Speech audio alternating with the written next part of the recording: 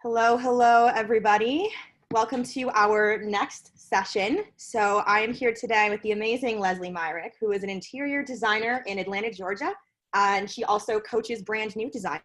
And today she's going to be speaking about how to profitably pivot your business to design-only projects, which is super helpful for both new designers and experts alike.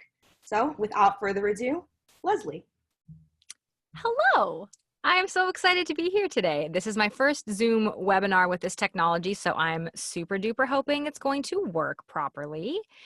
Let me see if I can get my screen sharing going on, which would be useful.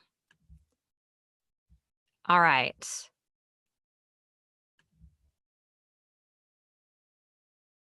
It looks like it's almost working. Okay. I think we might have a thing. I'm hoping we do. So welcome. I'm so happy to be here with you guys. There is an awesome turnout to this day and this event. I love what Foyr is doing, so honored to be included. And as Zoe mentioned, I'm going to talk about how to profitably, that's the key word, pivot your business to design-only projects. Because as you've probably seen, guys, the landscape is changing. I feel like it's getting harder and harder to count on revenue from product sales. And when it comes down to it, we are experts as designers, and we can best serve people by doing what we do best, doing the design, the decision making, the big vision for a space, and the procurement can be handled elsewhere. So let's dive into that today. Before we do, you're probably like, who's this chick with the weird hair? My name's Lesley Myrick. I'm an interior designer in Atlanta, Georgia, as you guys know, and I help high-achieving women bust out of boring homes. My goal is really to empower people to embrace what they love, to make confident design decisions, and completely love their homes and have it feel like that even better version of them that they couldn't get to on their own. I also coach brand new designers and help them kickstart their businesses really quickly. I started my business in California. I moved to Texas for 4 years, and last year I moved to Atlanta, Georgia. So I have restarted over and over, and I've become somewhat of an expert of it. So I love to help designers who are brand new to running a business really get things started quickly, effectively, efficiently, and just hit the ground running. I don't want to spend too much time on me. Let's talk today about why we're here and how I can help you to be more profitable. So I can help you because I have screwed up a lot along the way, and I have made tons of mistakes when it has come to procurement and design and figuring out how the whole design process works. So I have tried it all. Oh my gosh, you guys, when it comes to procurement, I've tried charging hourly. I've tried not charging hourly. I've tried just having more of a markup. I've tried charging a flat fee and a percentage, and it can work. I'm going to start with that. But for the most part, there's a huge shift, and design only is really where I want to be right now. So as I mentioned, the old way isn't working anymore. I started in the design industry in 2005. So if you're keeping track, that's 15 years. And things were a lot different 15 years ago. Full service design was sort of the norm. That's what everybody wanted and expected. Interior design was mostly for like fancy schmancy people. And that's not today. Full service design isn't for everybody and for every budget. Clients really don't like being nickel and dimed. Hourly billing is tricky. Every little shipping fee and this fee and that fee and little invoice gets tiring for clients. And I don't know about you, but every time there's something that comes damaged or needs to be exchanged for whatever reason, in theory, of course, that is billable to the client, but it always just kind of feels icky and weird. It doesn't set a great relationship and expectation when you're sort of nickel and diming for every little thing. And you know, I've worked with great coaches. I've talked with a lot of other designers, and honestly, some well-meaning advice from experts was costing me money. People were giving me suggestions on how to charge for procurement, try it this way, try it that way. And ultimately, it just really sort of fell flat. And so, as we know, procurement services aren't right for every project. There are some that they are, and they're worth it, and you'll find the way to charge it, and it's awesome. But for the most part, the landscape is changing. What was trade only, that pool of goods is really getting smaller and smaller. Almost everything is becoming accessible to everyone. And many people prefer to shop by themselves, even higher end clients, even people with disposable incomes. They want value. They want, if they can save 20% in a sale, they're happy to do that. And what it really comes down to for me, and I'm guessing you too, is we're not Wayfair. We don't have the buying power. We don't have deep discounts. We can hardly compete, and we shouldn't be competing with these vendors when it comes to selling products, because we can't make the money we need to sustain our businesses trying to compete with big vendors. We can't fight them. They're there. They're doing their thing. All the power to them in their own way. But I just want you to remember that you're not Wayfair and neither am I. And it's not our job to get clients Wayfair level pricing when that does not make sense in our business model as interior designers. So the new way, the way that I have really been shifting, is to get paid for my design expertise.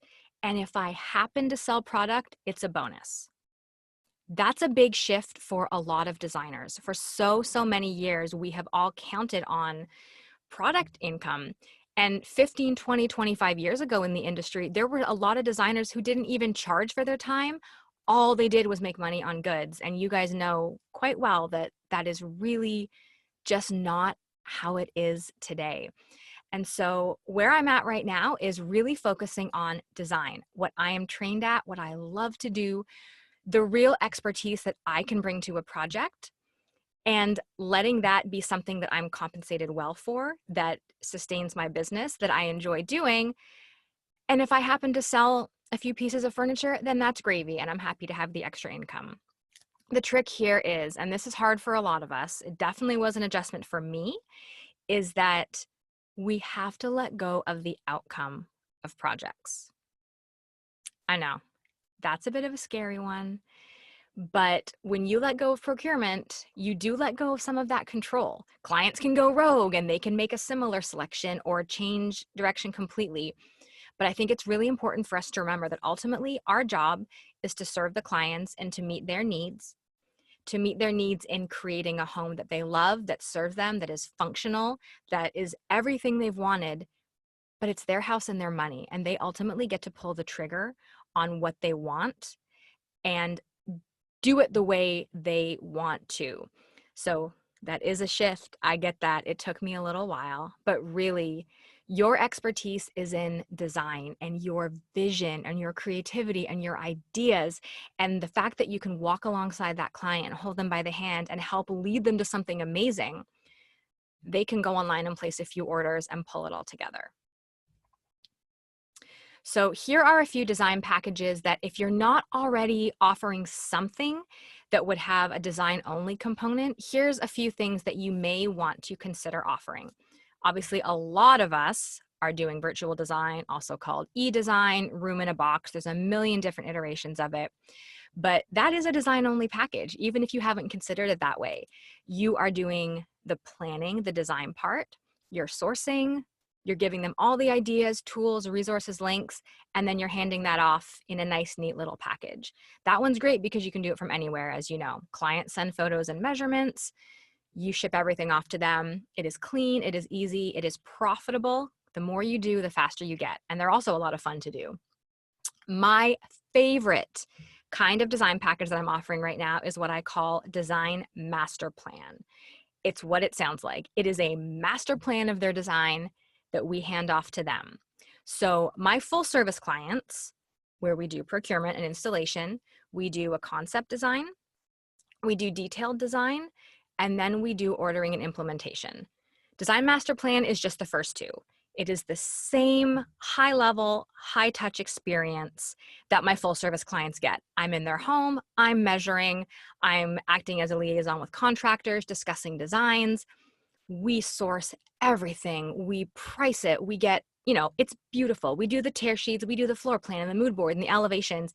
It is the same investment, the same high level as a full service project, but we hand everything off to the client with all the vendor names and links and everything they need to do to make it happen. And then we're available either at a day rate or an hourly rate at the end if they want some help styling or just sort of pulling things all together to help it feel more finished. These are the best. because you still get the same process and experience and client engagement, and they are just so relieved to have those decisions made for them and all the tools to do it on their own. So I love, love, love that one because it is more high touch. It is more involved than just doing a virtual design project. Another option that a lot of designers love, personally, I don't. It's just, I find it really draining, but this works well for so many designers that I certainly don't want to discount it, is this idea of a designer for a day. So this is a day rate. Maybe it's $1,500, maybe it's $2,000, and it's you and the client for 6 hours and lunch. And it is a design only. You're not hanging around procuring and ordering. You're with the client styling and shopping and designing, and it's kind of a one and done. Boom, you've been the expert. You are there with them being that expert, sharing your ideas, sharing your knowledge and your resources, and then you're done. That is an awesome way to put some quick money in your pocket and deliver tremendous value to a client that might not be a fit for a full service package. Most of us have some form of design consultation. Maybe it's 90 minutes, maybe it's 2 hours. And oftentimes those are sort of just the start to a project. But I have a lot of clients that do that as a one-off. Like that's their project. We meet for 2 hours, they get kickstarted, they get encouraged and empowered, and they take it from there. So don't be afraid to let those be standalone packages and to charge well for them for that. And then the last option you might want to consider offering if you don't already, and this one was sort of born out of necessity for me, for those projects where it's not a full room, there's not a super clear scope, but maybe this client needs a rug and a paint color for their living room and some lighting for a kid's bedroom and wallpaper for a bathroom. You guys know the kind of clients where they sort of have this hodgepodge of little bitsy things all around the house. It doesn't really fit into a complete package, but for the right people, you want to be able to help them. I do what I call a designer on call. And basically it's just a block of 10 or 15 hours, and I'm there when they need them. We keep track of our hours. They get the design help they need. And again, we move on. We are there to be the design experts and to help them with that part of the project and give them the tools they need to move on with the implementation part. So of course, I know there's going to be questions. So let's handle some of the big ones. Can you make money on procurement at all? Of course. It is not dead by any stretch of the imagination. What I'm getting at with this presentation is that procurement isn't for everybody. And for a long time, myself included, I think we as designers try to put clients in a box and say, okay, we have to do start, middle, and end. We have to do the whole soup to nuts full picture. And that is definitely shifting into this new model. I want to show you an example of what procurement might look like in my business. So when I have a new client, we've met for our initial consultation, I send them a proposal. This is an example with real numbers actually of what it might look like. So I want them to go with Design Master Plan. I think it's the best package, it's the best value. So you'll see on the right what the design kit or the e-design option would cost and what that includes. In the middle, the package that I really want them to do. And you'll see there's even more that it comes with, and comparatively price-wise, it's definitely the best value. And then I do price out my full service, and it's high for 2 reasons. Number one, it actually takes that long. By the time you have dealt with all the ordering and follow-up and tracking and deficiencies and replacements and styling, if you're keeping track of your time, you will know that this stuff takes a long time, and it is tedious and it is a pain in the butt.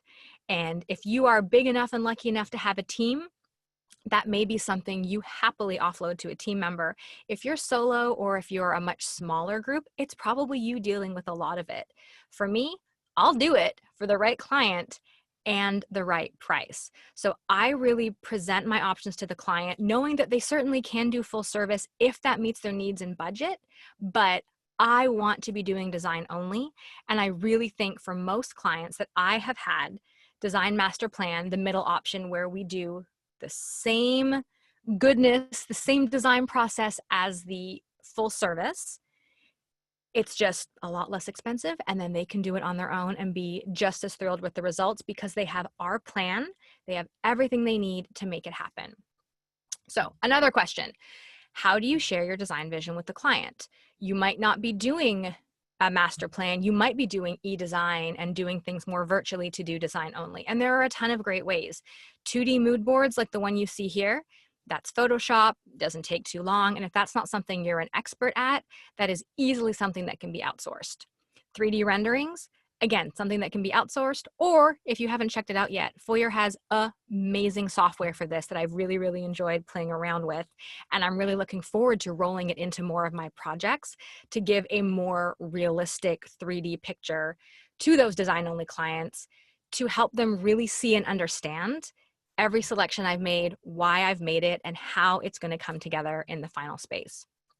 You can mail physical samples to your client. I think that's so important to have things to touch and feel. So don't be afraid to sort of modify. Even if you're not meeting with them in person for this sort of thing, you can mail them physical samples. Pinterest, as I'm sure we all know, is an amazing collaboration tool. I love to make secret boards, invite my clients. They can sort of see things, they can click there to shop, and it makes it really, really easy. And of course, good old Zoom. Hello, we all know about Zoom. And email. There is nothing wrong with sending an email thread back and forth, communicating, sending options or pictures or ideas, keeping it all in one thread to keep it super duper organized. So I want to be mindful of time because I'd love to leave some time for questions with people, but I do want to leave you with a few key takeaways. The biggest one, the biggest shift I think for a lot of us is going to be that you can make a living doing design only. I know, it's awesome. It's the fun stuff. It's what we actually want to be doing, and it is possible.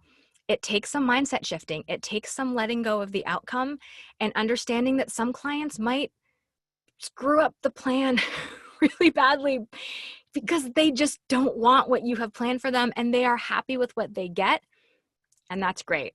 You're not going to photograph those, but you're certainly going to have a client who is so thrilled with you and the fact that you really cared about what they wanted and empowered them with the tools and resources they needed to see things through to completion. Second key takeaway, you are an interior design expert and you deserve to be compensated for that. You are not a schlepper or an orderer or I don't even know what else, but that's a service you certainly can offer. Absolutely, but remember that you are an interior design expert. Whether you have 10 years of experience, 10 months of experience, you are learning, you are the vision, you are the brains, you are the idea generator, you're the decision maker, and that is what people are paying you for. And the final takeaway really is that procurement is a luxury service. It is not for every client. Full service design is dreamy, and there are so many businesses that focus only on full service large projects. Absolutely a good way to go. For me, I really prefer design. I want to be doing the fun creative stuff, help the client along the way as they need it with installation, but let go of that burden and all that stuff that just took me time and effort and really, really, really drained me. So, okay, that was a ton of information thrown at you, but I want you to remember these. You can do it. You deserve to be paid well. It's not for everybody, and it is going to be a shift, but it's going to be a really exciting one for your business if you've been struggling with feeling like full service design is weighing you down or clients are fighting you on monthly invoices and all the crap that can come along with it. So before we do a few questions, I wanted to let you know how I can help you with this. There are a few ways, most are free. What? So first is the Designers Getting Coffee podcast. We actually just wrapped it up, but there are 50 amazing episodes with just really in-depth conversations about how to run a design business. And we dive into a lot of the stuff about how we charge and business models and all that. Number 2 is my Badass Biz Bundle. This is coaching and business documents for brand new designers to get things started in a short time. And I would love to talk to you about that if you're interested. It is a phenomenal way to work with a mentor, me, who has walked the path before you and can help you out.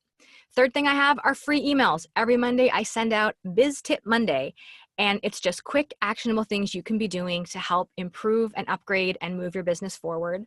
And the last thing I have is a free consultation call script.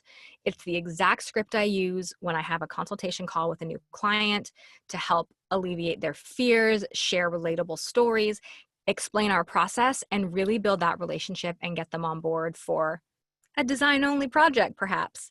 So you can grab all of that at lesleymyrick.com/coaching. And now I think we do have a few minutes, so let me navigate the Yes. intricacies of Zoom. I And can call out some questions for you, Leslie, if that works better. First of all, awesome. Can you thank guys just see so much. me?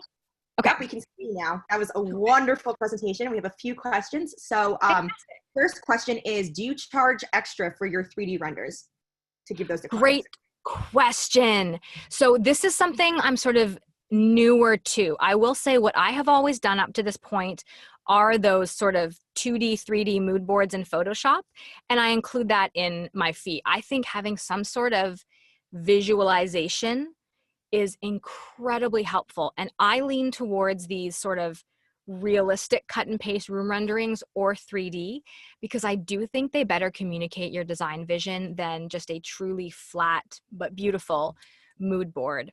So the nice thing is with your software that I'm totally loving is no, I don't need to charge extra because it really is part of the process and it's much faster.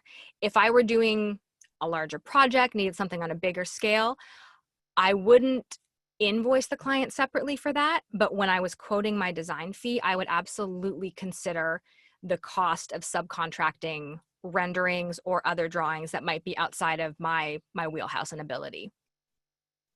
Excellent. Thank you so much. Next question is, how did you go about getting a variety of clients as you move from state to state? I'm planning on moving in a few years, but I'm nervous about starting over. It's a lot of work. I was telling my husband, I feel like I'm just constantly burning jet fuel. Like, you know, that analogy of the jet burns 90% of its fuel on takeoff, and then when it finally gets into space, it coasts. It's a lot of burning jet fuel, and it just takes time. Social media is great, and using local hashtags. Google Ads has been helpful for me. And this is just super quick, high level stuff. If anyone wants to email me, I'm happy to talk further about this too. But what has been helpful for me too are talks and presentations. So connecting with local optimist clubs or Rotary clubs, business networking groups, anything where you can get to know the human beings in your new town and start to be seen as that person who is great at what they do and helpful and willing to connect. Those are super high level, some quick ways that I have helped start over in new cities. And it takes effort and time, but between social media and online ads and in person, you can really ramp that up quickly and make good headway. Amazing. Okay, next question is, do you charge for your packages up front or do you have like a monthly fee? Oh, I charge up front. So, okay, e-design, the straight up like, this is a room, it is X dollars. That is a one payment, one time. People can literally buy and book those on my website. When it comes to something bigger, like the design master plan I talked about, we'll start with that 2-hour design consultation. That is paid. That gives me the information I need to send the fancy schmancy proposal with the few options. And then I do credit the consultation fee from that, which helps offset the cost. And with that kind of project, what I usually do is 50% upfront to start the project, 50% balance is due at our concept presentation. So they get us started, we do the concept design, we collect the balance, we do the detailed design, we hand everything off. Excellent. I think we have time for one more question, and this is, how do you ensure everything is conveyed well in an e-design presentation? Okay. So with e-design, it is not just online. I do send a physical box, and that has been really helpful. It's a lot of the same stuff that I would email digitally, but it also includes the physical samples and all that stuff. So in my e-design box, what do I have in there? There's a lot of good stuff. I always start with a personalized note, walking the client through the design, high level, just sort of welcoming them to their box that they're about to open. I include a thank you card with a gift certificate if they'd like to hire me again. Get that party started already. Then in the actual design package, I always start with the pretty stuff and move my way down to the money stuff. So in the actual package presentation, I would start with the mood boards or renderings, something beautiful. I would then do the tear sheets, then floor plans and elevations so they can really see how it's all going to work. And then all the tear sheets so they see big, beautiful pictures of each product I've selected. And following that, it would be the sort of proposal document, whether that's, like an FF&E schedule format or a proposal format, however works better for you. But I sort of get them excited with the pretty stuff, work my way down to the numbers. And at the very bottom, I include any samples. So, paint colors, material bank is great to order samples if you guys need them for design only projects. So I'll do big paint samples, any finishes I can get, fabrics, that sort of thing. And then in those boxes too, just as a little extra, I always include a little client gift. I think it's a nice surprise to open a box and get not only your amazing design, but, be wowed even more than you expect. And then once they've received this box that has all the things, the next day after I know they've received it and opened it, I will email a PDF version of everything. So that way all the links are clickable. They've got, digital copies of the mood board, the floor plans, elevations, and everything they need. So I do my best to make it really comprehensive and easy for them and also beautiful and fun. Because again, they're paying us to be the designer. This is what I want to be able to wow people with, are these virtual design packages. Amazing. Thank you so, so much, Lesley. This was such a wonderful talk. My pleasure. I'm so glad. Yes, this is awesome. So everybody, we will see you on the next link where we're talking about how to build a successful turnkey boutique interior design practice from scratch. So we'll see you all there. Thank you so much. Amazing. Bye, guys. Thanks for being here.